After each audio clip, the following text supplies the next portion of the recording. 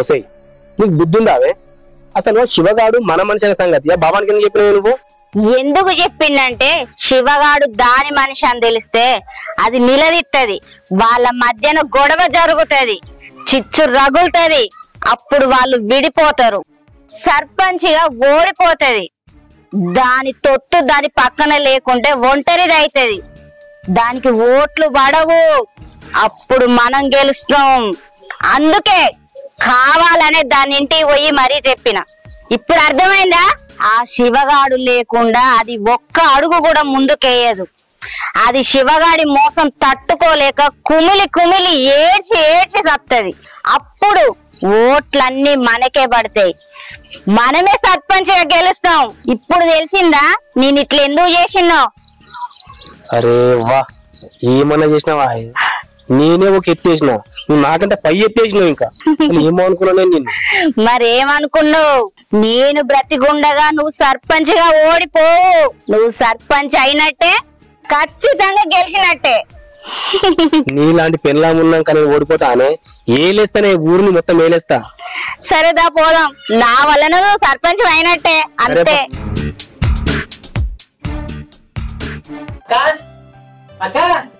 మొన్న ప్రచారానికి పోతే మన ముఖం తెలిపేసి కదా, కానీ వాళ్ళ గవర్నమెంట్ వస్తుంటే నాగన్నా శంకర్ దగ్గర మనకు ఓటేస్తా అంటారు. ఈయన సర్పంచ్ అయిపోయాట అక్క. ఏం చేద్దాం అనుకుంటున్నావురా? ప్రచారం ప్రచారం అని నా బతుకు ఆమె చేద్దాం అనుకుంటున్నావా? మా ఆయన ఏం పాపం చేసిండ్రా నీకు? నేనే పాపం చేస్తా. నా బతుకు నేను బతుకుతా ఉంటే అక్క నేను నీకు సపోర్ట్ ఉంటా, నేను నీకు ధైర్యంగా ఉంటా. నువ్వు సర్పంచ్ గెలవాలి, బాగా ఏంది నువ్వు వేసి చూపించాలి, నీ వెనుక నేనుంటా అని నన్ను ముందటేసినావు. నాతోటి నామినేషన్ వేయించినావు. ఎందుకురా? నా మీద పగ తీర్చుకుంటానుక నేనేం చేస్తా నీకు? ఎందుకు ఇట్లా ఎత్తున్నావు? నా ముఖం నల్ల ముఖం చేయాలి కదా, నన్ను సర్పంచ్ గా నిలబెట్టినావు. ఎందుకురా ఎందుకురా నా జీవితంతో ఆడుకుంటున్నావు? నువ్వు నా తోడ ఉండకపోయినా నువ్వు సొంత తమ్ముళ్ళు లెక్క చూసుకున్నారా? నీ మాటలు నమ్మినా కదరా, నమ్మించి నన్ను మోసం చేయాలని ఎట్లా అనిపించిందిరా? చెప్పురా చెప్పు. బాలన్న దగ్గర ఎందుకు పైసలు తీసుకున్నావు? ఎందుకు అమ్ముడు పోయావు? నువ్వు వేసినాయన్నీ నాకు తెలిసినాక అప్పుడే పాలన తీసుకొని చచ్చిపోదాం అనుకున్నారా? కానీ ఇవన్నీ నువ్వు ఎందుకు చేసావో తెలుసుకున్నావని నేను ఇప్పటిదాకా అయినా నీకు ఒక దండంరా. నాకే సర్పంచ్ పదం వద్దు, నాకే ప్రచారం వద్దు, నా బతుకు నన్ను బతకని నువ్వు కలిసి చూరా.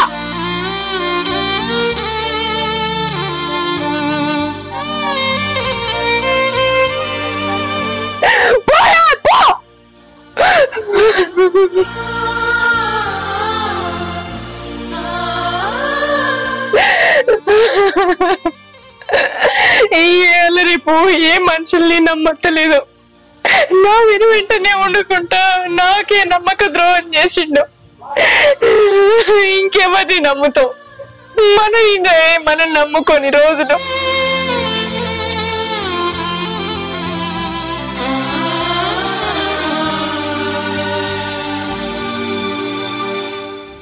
అల్లుడు ఎలక్షన్ దగ్గర పడ్డాయి, ఏదో అశ్రద్ధ ఉండకుండ్రి. వాళ్ళు భవానీ శివ వాళ్ళు మొత్తం తిరుగుతున్నారట. మీరు బాగా ముమ్మరం చేయండి. మీరు బాగా ముమ్మరం చేస్తేనే మనం గెలుస్తాం, లేకపోతే మనం వెనుకబడిపోతాం. అన్నా, ప్రచారం గురించి నువ్వేం టెన్షన్ పడకు. ఎందుకంటే అల్లుడు మనం అనుకున్నంత అమాయకుడే కాదు. అల్లుని ప్లాన్లు అల్లునుకున్నాయి. ఏం ప్లాన్ అయినా చాలా పెద్ద ప్లాన్ వేసిండు. నువ్వేం టెన్షన్ పడకు. వాళ్ళు ఎంత తిరిగినా ఏం చేసినా వాళ్ళకు ఓట్లు వేయరు, వాళ్ళు గెలవరు. మన అల్లుడు గెలుచు గ్యారెంటీ అన్న. ఒక్క ప్లానే సరిపోతుంది. రేపు జనాలు బాగా హుషారైనరు. వాళ్ళు మనకి ఎవరు నిలబడతారు, మన కష్టాలల్లా సుఖాలల్లా ఎవరు మనకు మేలు చేస్తారు అని ప్రతి ఒక్కరు తెలివిగా చెయ్యాలి. రేపు మనం చెప్పిన మాట వాళ్ళు నంబరు. మనం ఎప్పుడు వాళ్ళ వెంబడి ఉండి వాళ్ళ కష్టాలకు సుఖాలకు అన్నిటి నిలబడాలి. అట్లా నిలబడితేనే మనకు రేపు నేను నిలబడతానని చెప్పి వాళ్ళు మనకు ఓటేస్తారు. అట్లయితేనే మనం గెలుస్తాం తమ్మి. అవును కాక, బాపు చెప్పింది కూడా నిజమే. నిన్న సాయంత్రం కూడా నాకు ఇట్లనే చెప్పిండు. జనంలోకి పోవాలి, వాళ్ళ మంచి చెడు చూడాలి, గుడ్డలకు ముసలోళ్లకు మనం మర్చుకోవాలి, ఏమన్నా పైసా సాయం కూడా చేయాలి. ఇట్లా ప్రచారం చేస్తేనే మనకు ఓట్లు పడతాయి బిడ్డ అన్ని చెప్పిండు. ఓ ఇంటారా నువ్వు ఇదంతా? ఓ మస్తీమతి మామ, నువ్వేం బాధపడకే. సంవత్సరం చదివినోడు లెక్కలేదు, ఎగ్జామ్ వాళ్ళగానే గుర్తు పెట్టుకుని రాసినోడే లెక్క. నేను అది, నువ్వేం టెన్షన్ పడకు. అర్థమైనా మామ?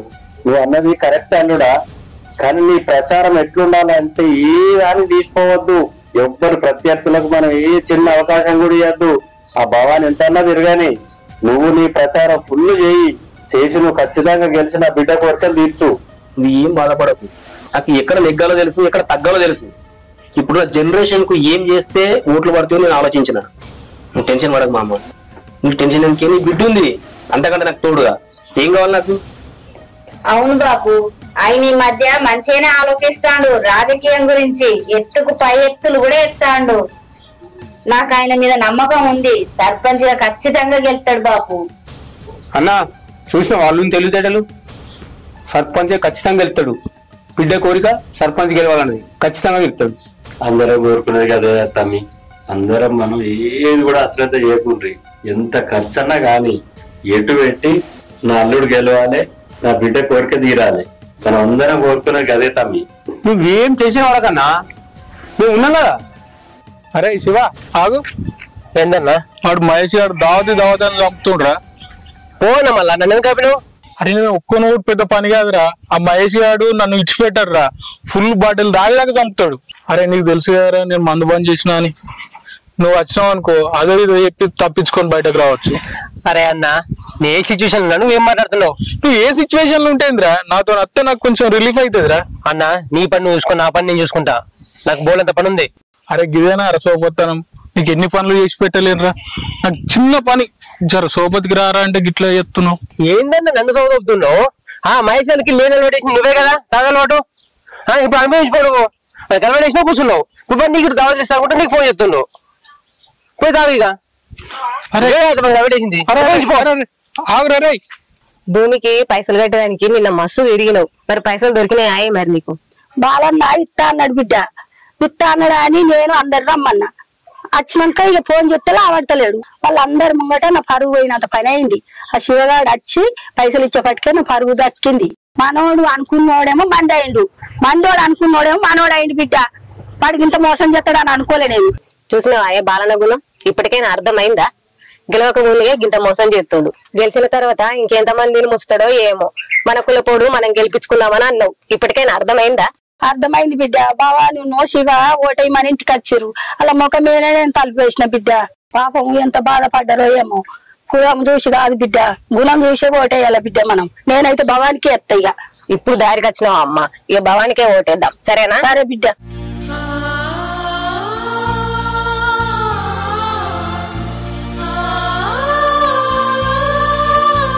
భవాని ఏమైంది బిడ్డ, బాధపడి కూర్చున్నావు?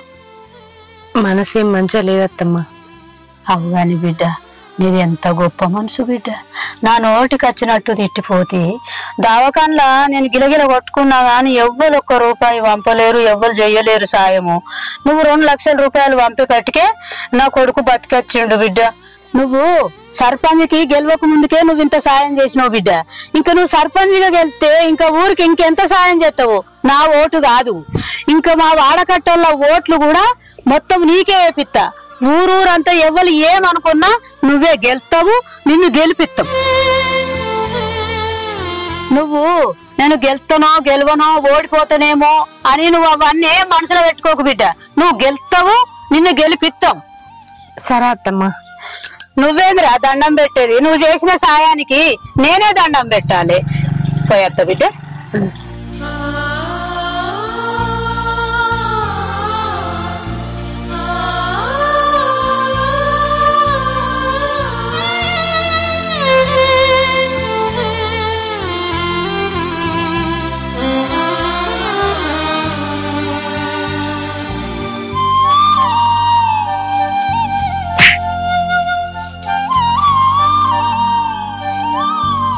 ఏం చేద్దాం అనుకుంటున్నావురా? ప్రచారం అని నా బతుకు ఆగం చేద్దాం అనుకుంటున్నావా? ఎందుకురా నా మీద పగ తీసుకుంటానుక? నా ముఖం నల్ల ముఖం చేయాలి కదా, నన్ను సర్పంచ్గా నిలబెట్టినావు.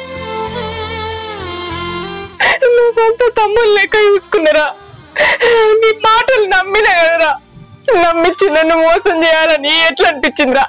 చెప్పురా, చెప్పు. నీకు ఒక దండం రా, నాకే సర్పంచ్ పదవి వద్దు, నాకే ప్రచారం వద్దు, నా బతుకు నన్ను బతకని చూరా.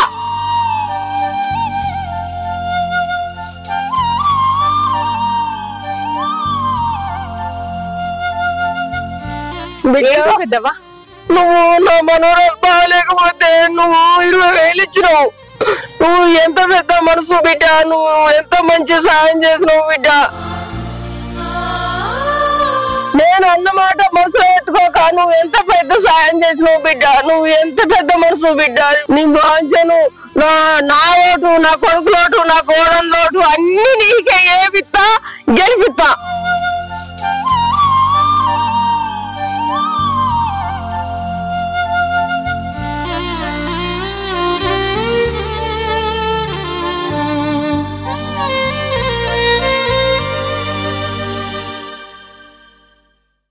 నాకు ఇవాళ చాలా సంతోషంగా ఉందమ్మా. ఎందుకు నానా? మొన్న మాట్లాడినప్పుడు ఆయనలో బాగా శ్రద్ధ పెట్టినట్టు అనిపించాలి, కానీ ఈ రోజు ఆయన మాటలు విన్నాక నిజంగా కూడా మనం గెలుస్తామని అనిపిస్తుంది బిడ్డ. అవును నానా, ఆయనలో చాలా మార్పు వచ్చింది. ఇప్పుడు ఇంట్రెస్ట్ ఉన్నాడు గెలవాలని. ఆయన దగ్గరుండి ఎగేసేది కూడా నేనే. సర్పంచ్ గా ఖచ్చితంగా గెలవాలని ఊగా చెప్తూనే ఉన్నా. నా సాయం లేకుండా ఆయన గెలుస్తాడా బాపు? నిజమే బిడ్డ, ఏ మగాని విజయం వెనకైనా ఒక స్త్రీయే ఉంటది. అది ముఖ్యంగా భార్య ఉంటేనే ఏ మగాడైనా గాని ప్రతి విషయంలో గెలవగలుగుతాడు. నీ ప్రోత్సాహం ఇట్లనే ఉండాలి బిడ్డ. ఆయన విజయం సాధించే వరకు నువ్వు ఇట్లనే వెన్నట్టుండి ఆయన ముందుకు నడుపు. ఆయన గెలుస్తాడు. గెలిచినాక నీ కోరిక కూడా నెరవేరుతుంది బిడ్డ. ఆయనతోటి నామినేషన్ వేయించిన రోజు ఆయనకి ఇష్టం లేకుండా ఉన్నాడు. అసలు గెలుతాడో గెలవడో ఆయనకు లేని పనులన్నీ మనం ముందడ పెడతాం అనుకున్నా నాన్న. కానీ ఇప్పుడు సర్పంచ్ గా గెలవాలన్న కోరిక ఆయనలో ఉంది, బలంగా ఉంది. కాబట్టి ఆయన కొంచెం తెలివితేటలతోనే ఉంటాడు.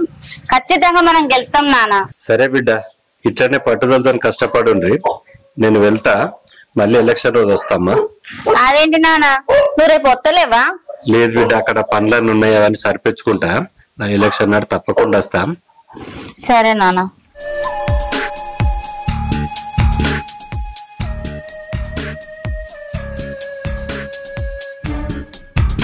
అసలు ఏం జరుగుతుంది? ఒకరి తర్వాత ఒకరు అందరు వచ్చి వాళ్ళకి నేను సాయం చేసిన అంటారు. వాళ్ళకి నేను సాయం చేయలేదు. మరి అట్లాంటిది నా పేరుతోటి వాళ్ళందరికీ పైసలు ఎవరు ఇచ్చినట్టు? అసలు ఏం జరుగుతుంది? శివగాడేమో నేను అన్న మాటల కాడ నుంచి మళ్ళా నా దగ్గరికి రాలేదు. ఫోన్ చేసినా లిఫ్ట్ ఎత్తలేడు. అసలు వాడెక్కడున్నాడు? వానికి ఇదంతా తెలుసా? ఒకసారి పోయి కలుపుతా.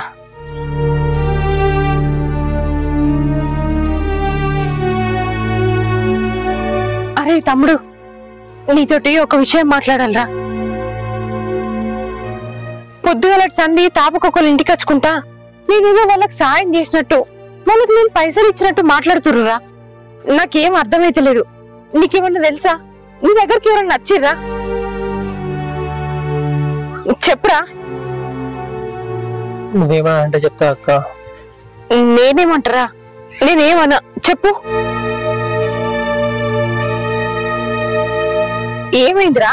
సప్పుడు తెలివింది. నేనేమన్నా అంటున్నా కదా, చెప్పు. ఆ డబ్బులు నేనే ఇచ్చినక్క.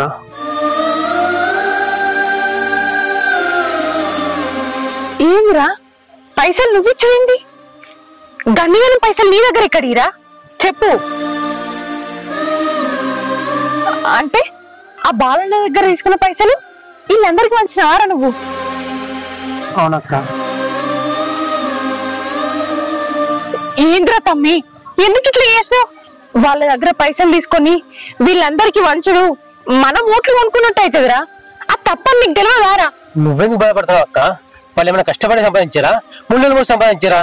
మందిని నుంచే కదా సంపాదించింది. అందుకే ఆ డబ్బులు ఎవరికి చేరాలో వాళ్ళకి చెప్తున్నా. నేను వాళ్ళ దగ్గర ఉండడం వల్లే వాళ్ళు ఏందో తెలుసుకున్నా, వాళ్ళు నెక్స్ట్ స్టెప్ ఏం చేయబోతున్నా తెలుసుకున్నా. ఇది చెప్పినామని దగ్గర వచ్చిన కానీ నువ్వేమో నన్ను కొట్టినావు. నువ్వు చెప్పాను అక్క, బావ సర్పంచ్ కలిసి ఏం చేయాలనుకోడు దాన్ని నేను నీతో చేపిస్తా. అరే తమ్ముడు, నన్ను క్షమించరా. నీ మంచి మనసు అర్థం చేసుకోక నిన్ను కొట్టినా. నాకు తప్పైందిరా తమ్ముడు. మన దగ్గర క్షమాపణ లేదు అక్క, నేను అక్కవు కదా. సరే పా, ప్రచారానికి వద్దా? దాపా. హలో, ఏడున్నారా? ఏం లేదు, ఊళ్ళో ఏమైనా ప్రచారం నడుస్తుందా అడుగుదామని ఫోన్. అల్లుడు ఏమి ఉన్నట్టున్నాడు? అల్లుడు ఫోన్ బంద్ చేసి ఆగురా. ఘోరం జరిగిపోతుంది అల్లుడు. ఏమైంది మామ? మన పైసలు తీసుకుపోయి మన పైసలే వాళ్ళకు పంచుతుడు. ఎవడు? శివగాడు ఇంకెవడు అని నమ్మకం నమ్ముతాయి. పైసలు ఇత్తి గన్ని పైసలు ఊకో మామ, గట్ల జరుగుతుంది. వాళ్ళు ఇద్దరు కలిసిపోయారు అల్లుడు. ఇప్పుడు వాళ్ళ దగ్గరికి వస్తున్నాను. వాళ్ళు కలిసిపోవడం ఏంది మామ, నాకు అర్థం కాదు. అయ్యో నా మాట అల్లుడు. ఇప్పుడు నేను రాంగా తోవంట వాళ్ళు ఇద్దరు కలిసి మాట్లాడుకుని నా కళ్ళతో నేనే చూసినా. అయ్యో మామ, నీకు అసలు ఇంకో సంగతి తెలియదు. నిన్న లక్ష్యం పోయి భవానికి చెప్పొచ్చింది, మీ శివగాడు మా మనిషి అని చెప్పేసి.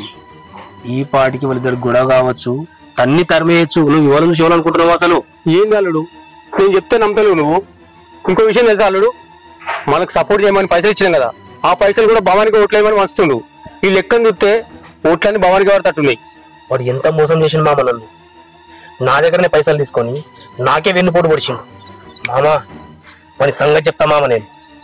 అది సరేగా అల్లుడు, ఈ విషయం బిడ్డకి చెప్దాం. ఎందుకంటే మనం కాకుండా వేరే వాళ్ళు చెప్తే ఆమె బాధపడుతుంది. మామ నా మాటిని మామ, దాన్ని తెలియద్దు ఇప్పుడు. ఇది దాన్ని తెలిస్తే గోల గోల చేస్తుందంత. వద్దు మామ నా మాట. గోల చేసినా పర్వాలేదు అల్లుడు, చెప్పాలి. ఈ విషయం చెప్పకపోతే బాగుండదు. నడు. ఏమో మామ.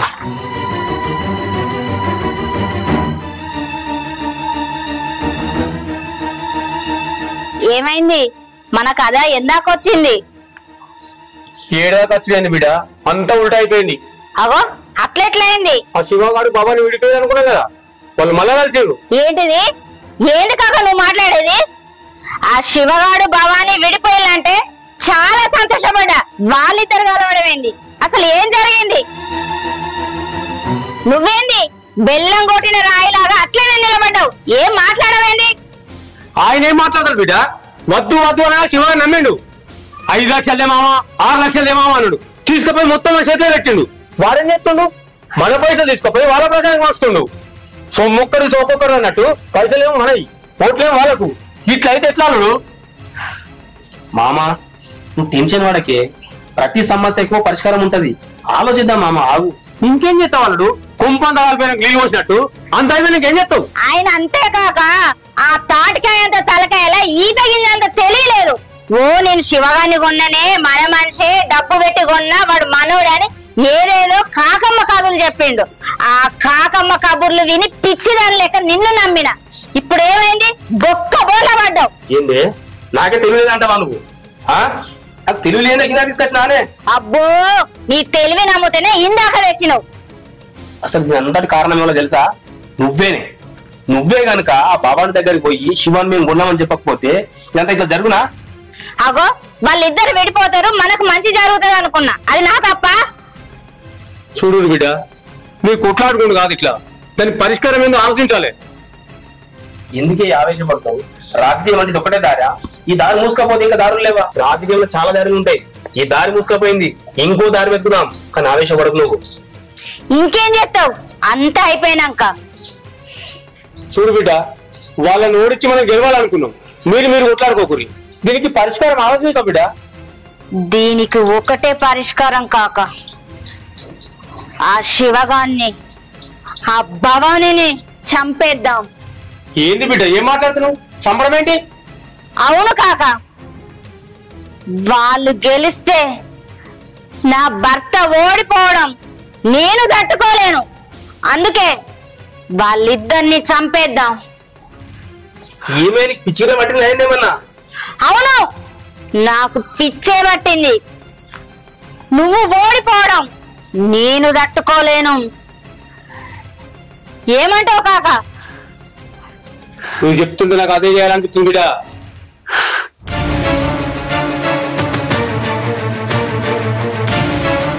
నీ సంతోషం కంటే నాకు ఏది ఎక్కువ కాదు. నీ కోసం నేను ఏమైనా చేస్తానే.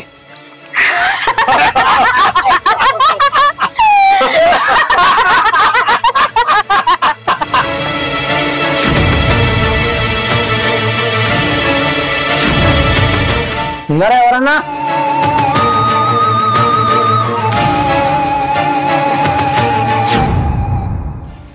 ఎవరు నువ్వు? ఏం కావాలి? అడిగేది నిన్నే, సమాధానం చెప్పవేంది? నాకు నీ ప్రాణం కావాలి.